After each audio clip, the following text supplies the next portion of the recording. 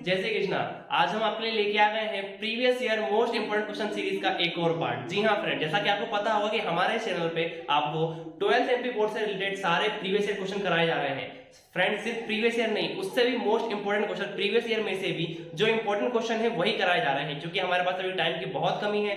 Friend जैसा कि आपको पता होगा कि अब हमारे पास लगभग 10 दिन भी नहीं बचे हैं। तो फ्रेंड्स इसीलिए अगर आप चैनल पे नए हैं तो हमारे चैनल को सब्सक्राइब करें और सीरीज को रेगुलर लें। तो फ्रेंड्स आइए आज हम देखेंगे सरफेस केमिस्ट्री। और फ्रेंड्स आज हम सरफेस केमिस्ट्री को एक अलग तरीके से देखने वाले हैं, क्योंकि फ्रेंड्स अभी तक हमने जो 3 चैप्टर देखे उनमें हमने डायरेक्ट क्वेश्चंस ही देखे थे फ्रेंड्स, लेकिन इसमें क्योंकि आपको पता होगा ऑब्जेक्टिव टाइप क्वेश्चन नहीं आने वाले हैं, तो फ्रेंड्स इसके कुछ की कॉन्सेप्ट आज हम पढ़ेंगे जिसके थ्रू आप सारे ऑब्जेक्टिव सोल्व कर सकते हैं। और फ्रेंड्स इन क्वेश्चंस की और नोट्स की आपको पीडीएफ भी प्रोवाइड की जा रही है, तो फ्रेंड्स उसको जरूर से सॉल्व करें। ठीक है फ्रेंड्स, तो चलिए अब स्टार्ट करते हैं आज का हमारा चैप्टर। तो फ्रेंड्स आज हम देखने वाले हैं सरफेस केमिस्ट्री, जिसका हमारा फर्स्ट टॉपिक है difference between absorption and adsorption. तो फ्रेंड्स देखिए, पहले हम समझ लेते हैं कि एब्जॉर्प्शन फ्रेंड्स सबसे इंपॉर्टेंट टॉपिक यही है। स्टार्टिंग में ही हम पढ़ते हैं कि एडसॉर्प्शन और एब्जॉर्प्शन। फ्रेंड एब्जॉर्प्शन हमने जनरली डेली लाइफ में देखा हुआ, सपोज हमारे पास फोम होता है तो उसको हम जब पानी में भिगाते हैं तो पूरा गीला हो जाता है। और वही बात करें एडसॉर्प्शन, तो फ्रेंड एडसॉर्प्शन क्या होता है, सपोज हम दीवार पे जब पेंट करते हैं तो फ्रेंड वो पेंट जो होता है वो सिर्फ दीवार पे ही रहता है, वो अंदर तक नहीं जाता है, मींस वो बल्क में नहीं जाता है।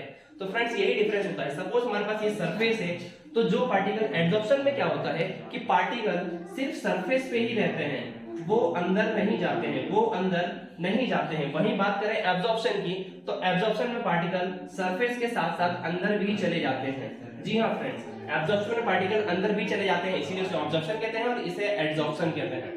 फ्रेंड्स आइए देखते हैं तो इसके पॉइंट्स क्या लिखा गया है। It is a surface phenomena, adsorbent molecules are held at the surface of adsorbent. Friend जैसा कि हमने देखा वहां पे कि एडसॉर्प्शन में क्या होता है, जो पार्टिकल्स होते हैं वो सिर्फ सरफेस पे ही रहते हैं। वहीं बात करें एब्जॉर्प्शन की, तो ये सरफेस के साथ साथ बल्क, बल्क मींस उनका अंदर का जो एरिया होता है उसमें भी चले जाते हैं। जी हाँ फ्रेंड्स, अब देखते हैं सेकंड पॉइंट में क्या बोला गया है। Initially rate of adsorption is rapid. जी हाँ friends, whereas absorption occur at uniformly rate. जी हाँ फ्रेंड्स, अब वो देखिए वो कैसे। फ्रेंड्स सपोज अगर हम इस पे एडसॉर्प्शन, एक सरफेस है हमारे पास, एक सरफेस है, उस पे हम अगर एडसॉर्प्शन करवा रहे हैं तो फ्रेंड्स स्टार्टिंग में क्या होगा, क्योंकि स्पेस बिल्कुल खाली होगा तो इस पे रैपिडली मतलब बहुत तेजी के साथ एडसॉर्प्शन होगा, लेकिन धीरे धीरे जब यहाँ पे एरिया नहीं बचेगा, सरफेस नहीं बचेगा खाली, तो वहां पे एडसॉर्प्शन नहीं हो पाएगा इजीली। वही बात करें एब्जॉर्प्शन की, तो फ्रेंड्स एब्जॉर्प्शन जैसा कि हमें पता है कि सरफेस के साथ साथ बल्क में भी होता है, तो वो सरफेस के अंदर भी जा सकता है और सरफेस पे भी रहेगा, इसीलिए इसकी जो रेट रहती है वो यूनिफॉर्म रहती है हमेशा। वही बात करें एडसॉर्प्शन की, तो ये इनिशियली वेरी हाई होती है फिर लो हो जाती है। फ्रेंड्स थर्ड पॉइंट में देखें तो क्या बोला गया है कि the concentration of the adsorbent surface is much more than that in bulk. Friend जैसा कि हमने बात करा कि एडसॉर्प्शन जो होता है सरफेस पे ही होता है, तो इसका जो कंसंट्रेशन होगा इसके पार्टिकल्स का वो बल्क में नहीं होगा बल्कि सिर्फ सरफेस पे ही होगा। वही बात करें एब्जॉर्प्शन की, तो उसमें जो पार्टिकल्स होते हैं वो बल्क में भी जाते हैं और सरफेस पे भी होते हैं, तो इसलिए फ्रेंड्स इसमें यूनिफॉर्मली डिस्ट्रीब्यूट होंगे सारे पार्टिकल्स। जी हाँ फ्रेंड्स, हम याद रखेंगे uniformly distributed through out the bulk means concentration is same through out, मतलब थ्रू आउट पूरे सरफेस पे जो कंसंट्रेशन होती है उसके बल्क में भी कंसंट्रेशन वो सेम ही होती है। फ्रेंड्स के फोर्थ पॉइंट की बात करें तो इसमें एग्जांपल बताया गया। फ्रेंड्स एग्जांपल हम जरूर से याद रखेंगे कि water vapours on silica gel. वही बात करें हम एब्जॉर्प्शन की, तो इसमें बताया गया है water vapours are absorbed by anhydrous CaCl2। तो फ्रेंड्स चलिए ये था हमारा आज का फर्स्ट टॉपिक। अब देखते हैं हम सारा हमारा सेकंड टॉपिक। चलिए देखते हैं हमारा नेक्स्ट टॉपिक। फ्रेंड्स इसमें हमसे पूछा गया है difference between lyophilic and lyophobic colloids. जी हाँ friends, lyophilic and lyophobic colloids. तो फ्रेंड्स पहले इसके नाम के बारे में थोड़ा बहुत जान लें कि लायोफिलिक। फ्रेंड्स लायोफिलिक का मतलब होता है सॉल्वेंट अट्रैक्टिंग। जी हाँ फ्रेंड्स, इसका मतलब क्या होता है कि सॉल्वेंट अट्रैक्टिंग, ये चीज हम याद रखेंगे। और वही बात करें अगर हम लायोफोबिक की, तो इसका मींस क्या हो रहा है, इसका मींस हो रहा है सॉल्वेंट या सॉल्वेंट रिपेलिंग। ये क्या है, सॉल्वेंट रिपेलिंग। ठीक है, तो पहले तो ये बात हम इसके नाम से ही, अगर आप इसके नाम को ध्यान में रखेंगे और सारी चीजें पढ़ेंगे तो आपको इजीली सारी चीजें समझ में आएंगी। तो हम ये नाम ध्यान में रखेंगे और इसकी मीनिंग भी ध्यान में रखेंगे। ठीक है फ्रेंड्स, अब देखते हैं फर्स्ट पॉइंट क्या बोला गया है, हैव रिवर्सिबल नेचर और हैव इरिवर्सिबल नेचर। अब इसका मतलब क्या है फ्रेंड्स, सपोज अगर हमने लायोफिलिक कॉलॉइड्स बनाया है, सपोज हमने एक लायोफिलिक कॉलॉइड्स बनाया है, उसके बाद हम क्या करते हैं, उसके सॉल्यूट और सॉल्वेंट को अलग करते हैं और फिर अगर हम उसको वापस से मिक्स करते हैं तो फ्रेंड्स इजीली हम इजी लायोफिलिक कॉलॉइड्स गेट कर लेंगे, इजीली लायोफिलिक कॉलॉइड्स बन जाएगा, इसीलिए उसे रिवर्सिबल बोला गया है। वहीं बात करें अगर हम लायोफोबिक कॉलॉइड की, कि इसका प्रिपरेशन किया हमने सपोज और फिर हम दोनों को अलग कर लेते हैं वापस से, सॉलिड सॉल्वेंट को अलग कर देते हैं और फिर वापस से मिलाते हैं और हम सोचते हैं कि उससे लायोफोबिक कॉलॉइड बन जाएगा, तो ऐसा नहीं होगा, ये इजीली प्रिपेयर नहीं होते, इसके लिए एक स्पेशल टेक्निक यूज करनी पड़ती है, इसीलिए ये क्या है, इसीलिए ये इरिवर्सिबल है। ठीक है, अब देखते हैं सेकंड पॉइंट में क्या बोला गया है, they are form by dissolving solute in solvent, no special technique is adopted to prepare them. जैसा कि हमने बोला कि इसके लिए कोई स्पेशल टेक्निक की जरूरत नहीं होती है, ये इजीली दोनों को अगर मिक्स कर दें सॉलिड सॉल्वेंट को तो वो क्या बन जाता है, लायोफिलिक कॉलॉइड्स। और यहाँ पे बात करें तो special techniques are adopted, example electro dispersion method और मैकेनिकल डिस्पर्सन। फ्रेंड इसके लिए स्पेशल टेक्निक यूज करनी पड़ती है, जैसा कि लिखा गया है यहाँ इलेक्ट्रो डिस्पर्सन मेथड और मैकेनिकल डिस्पर्सन, तो ये याद रखेंगे। देखिए थर्ड पॉइंट में क्या बोला गया है, these are stable and not coagulate easily by adding electrolyte. Friends अब कोagulate का मीनिंग क्या है, यहाँ पे आगे एक बार हम देख लेते हैं।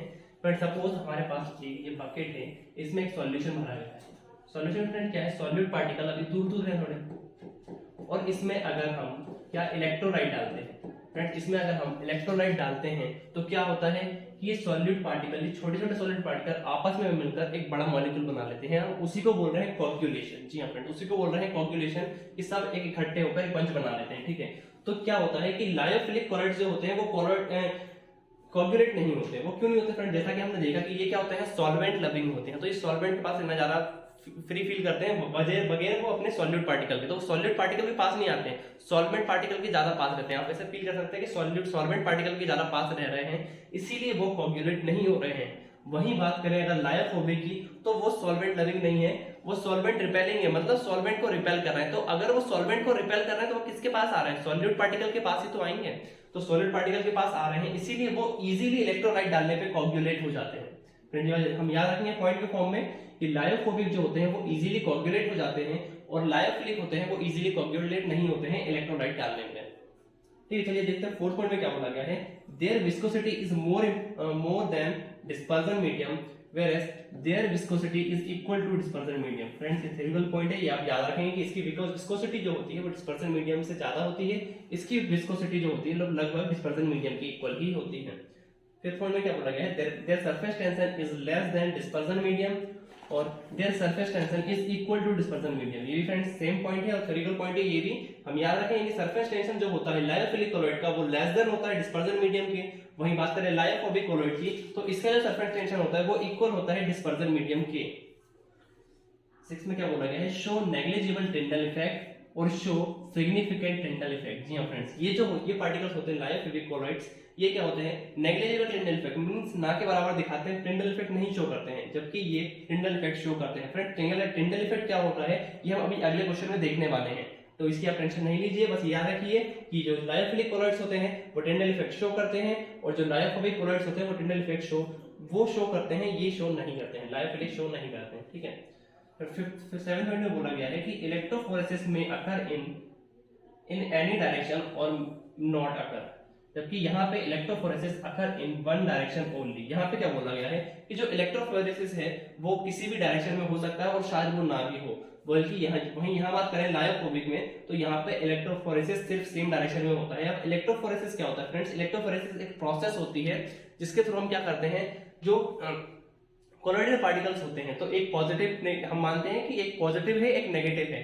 पॉजिटिव कोलॉइडल पार्टिकल्स और नेगेटिव कोलॉइडल पार्टिकल्स, तो उनको फ्रेंड्स सेपरेट करने के लिए जो हम प्रोसेस यूज करते हैं उसे बोलते हैं इलेक्ट्रोफोरेसिस। तो ये क्या बोल रहे हैं कि इलेक्ट्रोफोरेसिस है वो अकर, इसमें जब करते हैं हम तो they occur in only single direction, जबकि ये डिफरेंट डायरेक्शन में हो सकते हैं या तो ये अकर नहीं करते हैं।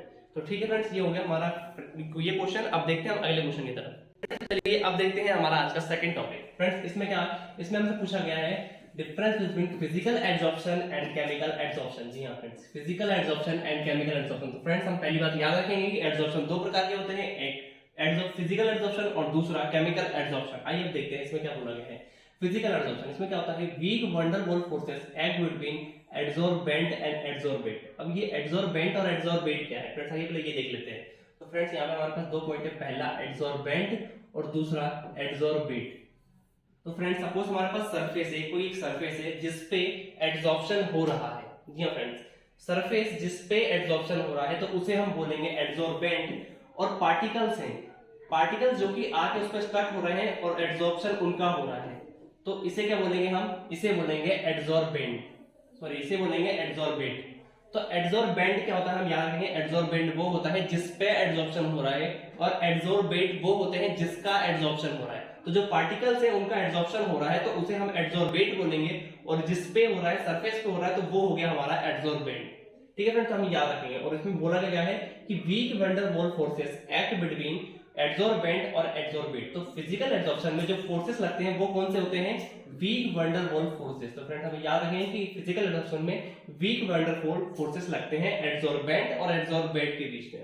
वहीं बात करें केमिकल एड्सॉर्प्शन में तो यहाँ पे स्ट्रॉन्ग केमिकल फोर्सेस लगते हैं। जी हाँ friend, strong chemical forces, chemical में हमें पता है इसमें बॉन्ड का फॉर्मेशन हो जाता है, तो इसलिए यहाँ पे जो फोर्सेस लगते हैं वो स्ट्रॉन्ग केमिकल फोर्सेस लगते हैं एड्सॉर्बेंट और एड्सॉर्बेट के बीच में।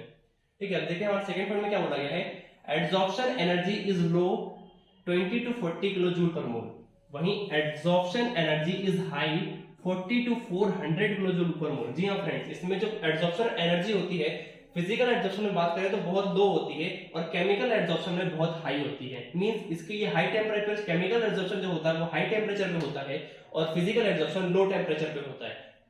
ठीक है फ्रेंड्स, चलिए अब देखते हैं हमारा थर्ड पॉइंट। इसमें क्या बोला गया है, it is a reversible process whereas chemical absorption is an irreversible process। जी हाँ फ्रेंड्स, जैसे कि हम बात करें फिजिकल एब्जॉर्प्शन तो इसमें क्या हुआ, हमने सॉल्यूट लिया, एड्सॉर्बेट लिया और एड्सॉर्बेंट लिया। ठीक है, तो उसपे क्या उसका वो एड्सॉर्प्शन हुआ, उसको हम वापस से हटा के फिर से एड्सॉर्प्शन करवा सकते हैं। लेकिन अगर हम बात करें केमिकल एड्सॉर्प्शन की तो फ्रेंड्स जब इसमें पहली बार हम एड्सॉर्बेंट और एड्सॉर्बेंट की प्रोसेस करवाते हैं, एड्सॉर्प्शन करवाते हैं, तो उसमें क्या होता है, बॉन्ड का फॉर्मेशन हो जाता है। बॉन्ड का फॉर्मेशन होता है तो उसे वापस से ब्रेक करना और वापस से वैसे प्रोसेस करना मुश्किल हो जाता है, तो इसीलिए ये जो होता है इरिवर्सिबल होता है और फिजिकल एड्सॉर्प्शन जो होता है वो रिवर्सिबल होता है। फ्रेंड्स अब फोर्थ पॉइंट की बात करें तो इसमें बोला गया है it is multi layer adsorption और इट इज मोनो और यूनिलेयर एड्सॉर्प्शन। जी हां फ्रेंड्स, जैसा कि हमें पता है केमिकल एड्सॉर्प्शन कराते हैं तो फ्रेंड्स एक बार अगर बॉन्ड बन गया दोनों के बीच में, सपोज एड्सॉर्बेंट और एड्सॉर्बेट है, उसके बीच में एक बार बॉन्ड बन गया तो डबल से बॉन्ड नहीं बन सकता। वहीं पे फिजिकल एड्सॉर्प्शन की बात करें तो फ्रेंड्स उसके बीच में कौन सा फोर्स लग रहा है, weak van der Waals forces, जो जनरली गैसेस के बीच में लगता है। तो फ्रेंड्स इसीलिए ये मल्टी लेयर एड्सॉर्प्शन हो जाता है, जबकि जो केमिकल ऑप्शन होता है वो यूनिलेयर या मोनोलेयर एड्सॉर्प्शन होता है। फ्रेंड्स फिफ्थ पॉइंट की बात करें तो मोर एट लो टेम्परेचर और लेस एट हाई टेम्परेचर, वहीं उसका उल्टा केमिकल एब्जॉर्प्शन में हो जाता है कि more at high temperature and less at not low temperature. Friends ये पॉइंट काफी इंपॉर्टेंट है, हम याद रखेंगे कि जो फिजिकल एब्जॉर्प्शन है वो जनरली लो टेम्परेचर पे होते हैं, हाई टेम्परेचर पे नहीं होते हैं। वहीं बात करें केमिकल एब्जॉर्प्शन की तो ये हाई टेम्परेचर पे ही होते हैं। कई ऐसे एब्जॉर्प्शन होते हैं कि जो जनरली फिजिकल एब्जॉर्प्शन होते हैं, लेकिन क्योंकि उन्हें हाई टेम्परेचर दे दिया जाता है तो वो केमिकल एब्जॉर्प्शन में कन्वर्ट हो जाते हैं। जी हाँ फ्रेंड्स, तो हम ये पॉइंट याद रखेंगे। और सिक्स्थ पॉइंट में बोला गया है इट इज नॉट स्पेसिफिक और इट इज हाईली स्पेसिफिक। जी हाँ फ्रेंड्स, जैसा कि हमें पता है, आपने केमिस्ट्री पढ़ी है तो आपको पता होगा कि केमिस्ट्री में बॉन्ड्स स्पेसिफिक चीजों के बीच ही बनते हैं, रिएक्शन जो है स्पेसिफिक एलिमेंट के बीच ही होती है। वहीं बात करें फिजिकल में तो इसमें क्या होता है, वैन डर वाल्स फोर्सेस, जो कि जनरली कोई भी गैस उनके बीच लगता ही है, तो ये नॉर्मल फोर्स होता है। तो इसीलिए जो ये होता है फिजिकल एब्जॉर्प्शन ये स्पेसिफिक नहीं होता है, और ये केमिकल एब्जॉर्प्शन की बात करें तो ये हाईली स्पेसिफिक होता है। जी हाँ फ्रेंड्स, तो चलिए देखते हैं अब हमारा दूसरा नेक्स्ट कॉन्सेप्ट क्या है। जी हाँ फ्रेंड्स, अब नेक्स्ट टॉपिक पे आ गए हैं, ये है हमारा टिंडल इफेक्ट। फ्रेंड्स बहुत इंपॉर्टेंट है टिंडल इफेक्ट, ये लगभग देखिए 2020 में ही इससे क्वेश्चन पूछा गया है। तो फ्रेंड्स आइए देखते हैं टिंडल इफेक्ट क्या होता है। When a strong beam of light is passed through a colloidal solution and viewed at right angle, the path of beam is visible. This phenomena of illusion of path beam is called Tyndall effect। जी हाँ friends, देखिए हमने क्या किया, पहले हमने एक light जलाई, ये बल्ब जलाया हमने यहाँ पे, फिर ये लेंस लगाया। फ्रेंड्स लेंस का यहाँ पे सिर्फ यूज ये है कि लेंस जो लाइट को क्या कर रहा है, कन्वर्ट कर रहा है। जी हाँ फ्रेंड्स, डाइवर्स नहीं कर रहा है, क्योंकि लाइट हमने दूर लगाई है तो लाइट डिस्पर्ट हो जाएगी, स्कैटर्ड हो जाएगी, तो इसलिए ये कन्वर्ट कर रहा है लाइट को, सिर्फ इसीलिए हमने लेंस लगाया है। उसके बाद फ्रेंड्स क्या होता है, जब ये लाइट इस सॉल्यूशन से पास होती है तो इसमें जो प्रेजेंट ये कॉलोइडल पार्टिकल्स हैं, ये क्या करते हैं, ये लाइट को एब्जॉर्ब करते हैं और इल्यूमिनेट करते हैं, लाइट एनर्जी को एब्जॉर्ब करते हैं और उसको ही इल्यूमिनेट करते हैं, जिसके कारण क्या होता है, इसका जो पाथ है वो शोन दिखता है हमें बिल्कुल क्लियर, इसका पाथ कि ये पाथ ऐसा गया है वो। लेकिन कब, उसमें एक कंडीशन फ्रेंड बहुत इंपॉर्टेंट है कि हम उस कंडीशन में कहा 90 डिग्री से देखें। जिस डायरेक्शन से लाइट आ रही है उसके 90 डिग्री से अगर हम देखते हैं तभी हमें ये विजिबल होगा, वरना नहीं होगा। ये पॉइंट फ्रेंड बहुत इंपॉर्टेंट है, तो हम याद रखेंगे। टिंडल इफेक्ट में क्या होता है कि लाइट पार्टिकल जब इस सॉल्यूशन से जाते हैं तो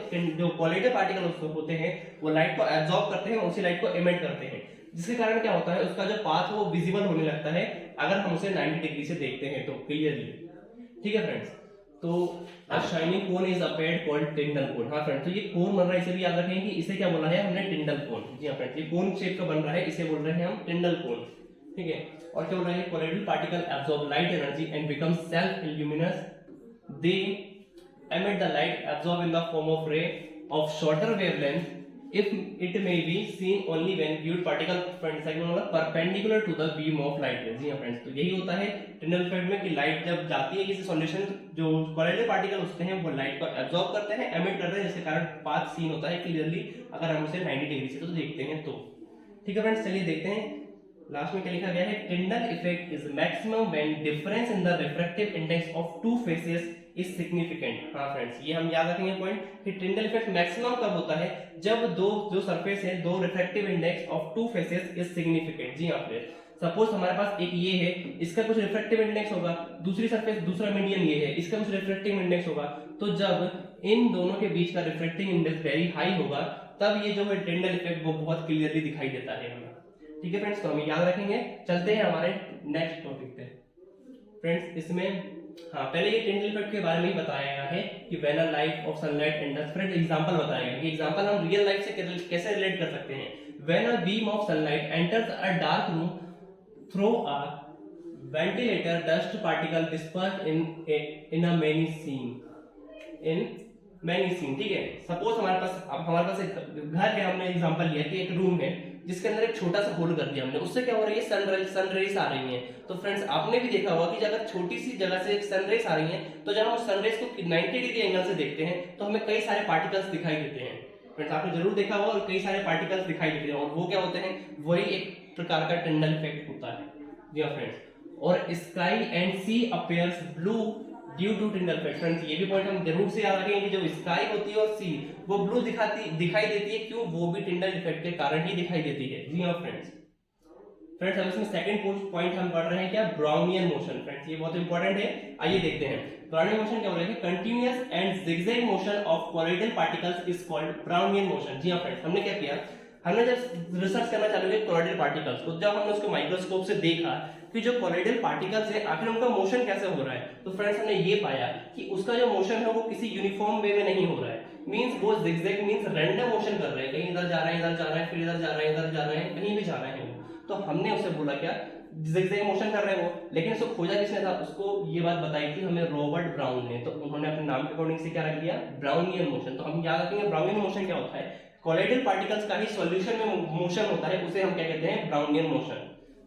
जी हाँ फ्रेंड्स, तो देखिए, और इसे एग्जांपल की बात कर ले हैं। एग्जांपल में क्या होता है, zigzag motion of dust particle entering through a ventilator is Brownian motion. जी हाँ फ्रेंड, जैसा कि हमने इसमें देखा कि जब एक सन पार्टिकल एक छोटे से होल के से जब सन रेस आती हैं तो हम जब मोशन देखते हैं पार्टिकल्स का तो वो बिल्कुल रैंडम होता है, पैटर्न में नहीं होता कि रेस ऐसे आ रही है तो वो पार्टिकल्स भी ऐसा आ रहे हैं, ऐसा नहीं होता है। तो वो भी एक प्रकार का जिगजैग मोशन ही होता है। और फ्रेंड्स, ये सेकंड एग्जांपल भी हम याद रख सकते हैं। चलिए देखते हैं हमारा नेक्स्ट टॉपिक क्या है। जी हाँ फ्रेंड्स, ये एनसीईआरटी से लिया गया है। फ्रेंड्स, ये एनसीईआरटी का ही कुछ एनसीईआरटी में ये टेबल बनी हुई है, और फ्रेंड्स ये बहुत इंपॉर्टेंट है। और फ्रेंड्स, एक चीज और, ये सिर्फ एमपी बोर्ड की नजर से ही नहीं फ्रेंड्स, ये नीट जेई की नजर से भी बहुत इंपॉर्टेंट है, क्योंकि फ्रेंड्स ये एक ऐसा टेबल है जिससे हर साल एक नया क्वेश्चन जरूर आता है। जी हाँ फ्रेंड्स, इस टेबल से हर साल एक नया क्वेश्चन जरूर आता है, तो हमें इसे जरूर से याद रखना है। और फ्रेंड्स, इस पे अगर आप चाहें तो जितने स्टार चाहें उतने लगा सकते हैं, क्योंकि ये बहुत इंपॉर्टेंट है। इसमें फ्रेंड्स बताया क्या गया है, देखिए, डिस्पर्जन मीडियम और dispersed phase. Friend, dispersion medium और डिस्पर्स्ड फेस में क्या डिफरेंस है। फ्रेंड देखिए, सपोज हमारे पास एक एग्जांपल लेके हम समझते हैं। इसमें दिया गया है क्या, स्मोक डस्ट। एग्जांपल है किसका, गैस और सॉलिड का, जिसे हम टाइप ऑफ कॉलोइड क्या बोलते हैं, एरोसोल। तो इसमें डिस्पर्जन मीडियम क्या है, गैस, और डिस्पर्स्ड फेस क्या है, सॉलिड। फ्रेंड्स, मींस ऐसी चीज की बात कर रहे हैं हम जिसमें डिस्पर्जन मीडियम मींस उसकी क्वांटिटी ज्यादा हो और डिस्पर्स्ड फेस उसकी क्वांटिटी कम हो। जैसा कि हमने बात करा एडसॉर्बेंट और एडसॉर्बेट की, उसी तरीके से हम इसको भी रिलेट कर सकते हैं। सपोज अगर इसमें गैस है, फ्रेंड्स अगर हम स्मोक डस्ट की बात करें तो जब स्मोक देखते हैं हम धुआं, तो उसमें क्या होता है, एयर पार्टिकल ज्यादा होते हैं जो कि हवा में उड़ रहा है, और सॉलिड पार्टिकल होते हैं वो बहुत माइन्यूट अमाउंट में होते हैं। तो फ्रेंड्स यहाँ पे हम सॉल्वेंट सॉलिड से इसको रिलेट कर सकते हैं कि ये जो होगा वो ज्यादा अमाउंट में होगा, जो कि है डिस्पर्जन मीडियम, और जो डिस्पर्स्ड फेज है ये कम अमाउंट में होगा। तो उसी अकॉर्डिंग हम ये एग्जांपल ले रहे हैं, ठीक है। तो हम याद रखेंगे, जैसा कि अगर फर्स्ट एग्जांपल लिया गया है सॉलिड एंड सॉलिड, जिसे बोला गया है सॉलिड सोल्ट। फ्रेंड्स ये नाम बहुत इंपॉर्टेंट है, इसमें 2 लाइन बहुत इंपॉर्टेंट है। ये जो नाम है ये सारे बहुत इंपॉर्टेंट है और इसके एग्जांपल बहुत इंपॉर्टेंट है। हमें ये तो याद रखना ही है कि ये सॉलिड है, ये सॉलिड सॉलिड के साथ जब मिलेगा तो ये सारे एग्जांपल आएंगे, कलर्ड गैसेस, जेएमएसओ। बट हमें ये भी याद रखना है कि इसको बोलते क्या है, टाइप ऑफ क्लोराइड पूछ सकते हैं कि टाइप ऑफ क्लोराइड कौन सा है, तो हमें लिखना है सॉलिड सोल्ट, ठीक है फ्रेंड्स। हम याद रखेंगे। यहाँ पे देखिए, अगर सेकंड देखें सॉलिड और लिक्विड, लिक्विड में सॉलिड परसेंट है, ऐसा याद रखें कि हमें याद अगर रखना है तो हम याद रखेंगे कि लिक्विड ज्यादा होगा, सॉलिड कम होगा, तो वो क्या हो जाएगा, पेंट्स एंड सल्फेट्स। वही बात करें अगर गैस ज्यादा है सॉलिड कम है तो हम याद रखेंगे इसे बोलते हैं एरोसोल, और ये होता है क्या, इसका एग्जांपल है स्मोक एंड डस्ट। वहीं पे सॉलिड ज्यादा है और लिक्विड कम, सॉलिड ज्यादा लिक्विड कम, तो वो क्या हो जाएगा, जेल। जी फ्रेंड्स सॉलिड जेल की बात करें तो जेल क्या होता है, सॉलिड तो होता है, लिक्विड नहीं बोल सकते सर, क्योंकि लिक्विड तो क्या होता है, लिक्विड होता है जो फ्लो हो जाए, लेकिन वो फ्लो तो नहीं होता ना, जेल रहता है। तो फ्रेंड्स वो क्या सॉलिड है, ज्यादा सॉलिड है लेकिन लिक्विड भी है, ठीक है। तो इसीलिए हम उसको बोल रहे हैं क्या, जेल। तो ये एग्जांपल हो जाएगा इसका, ठीक है, चीज जेलिस। फ्रेंड्स इसी तरीके से हमें ये सारे याद करना है, ये सारे ही इंपॉर्टेंट है फ्रेंड्स। ये टेबल एनसीईआरटी में आपको आराम से मिल जाएगी, तो आप एक बार चेक भी कर सकते हैं एनसीईआरटी में। फ्रेंड्स अब ये लास्ट है हमारा क्या, पेप्टाइजेशन। फ्रेंड्स ये बहुत इंपॉर्टेंट है, लास्ट ईयर भी इससे क्वेश्चन आया था, और फ्रेंड्स ये भी डायरेक्ट एनसीईआरटी से आपसे लिया गया है ताकि आपको कोई प्रॉब्लम ना ढूंढने पे, अगर आप डेफिनेशन ढूंढते हैं तो फ्रेंड्स देखिए ये क्या होता है कि पेप्टाइजेशन में be defined as the process of converting a precipitate into colloidal salt by shaking it with dispersion medium in the presence of a small amount of electrolytes। Friends देखिए इसमें क्या बोला जा रहा है कि process of converting precipitate into colloidal sol. अब precipitate colloidal sol, friends precipitate आपको पता होगा कि जब हम सॉल्यूशन कराते हैं कई बार तो क्या होता है, जैसे नॉर्मल सॉल्यूशन क्या होती है, हमने दोनों को मिक्स किया, दोनों ने सॉल्यूशन बनाया, एक नया सॉल्यूशन बना लिया दोनों ने मिलकर। प्रेसिपिटेट क्या होते हैं, वो अमाउंट में छोटे छोटे पार्टिकल के फॉर्म में वो नीचे जमा होने लगते हैं, उसे हम बोलते हैं प्रेसिपिटेट। तो फ्रेंड्स हम उस प्रेसिपिटेट को कोलॉइडल सोल्ट में कन्वर्ट कर रहे हैं। मींस प्रेसिपिटेट फ्रेंड्स अब किसी भी शेप, कितने भी साइज का हो सकता है, वो बड़ा भी हो सकता है, वो छोटा भी हो सकता है, तो हम उसको कन्वर्ट कर रहे हैं कोलॉइडल सोल्ट में by shaking it with dispersion medium in the presence of, और वो किसी प्रेजेंस में कर रहे हैं हम, वो इलेक्ट्रोलाइट की प्रेजेंस में कर रहे हैं।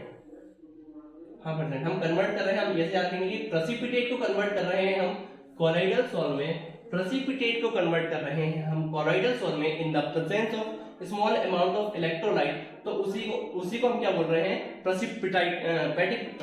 पेप्टाइजेशन, ठीक है, उसी को बोल रहे हैं हम पेप्टाइजेशन। और यहाँ पे जो हमने इलेक्ट्रोलाइट यूज किया है उसे हम बोल रहे हैं पेप्टाइजिंग एजेंट। जी हाँ फ्रेंड्स, तो यहाँ पे जो हमने क्या किया, सिंपल एक बार और देख लेते हैं। हमने प्रेसिपिटेट था उसको कन्वर्ट किया कोलॉइडल सोल्ट में with the presence of electrolyte, तो इलेक्ट्रोलाइट को हमने बोला क्या, पेप्टाइजिंग एजेंट, और ये प्रोसेस हो गई पेप्टाइजेशन।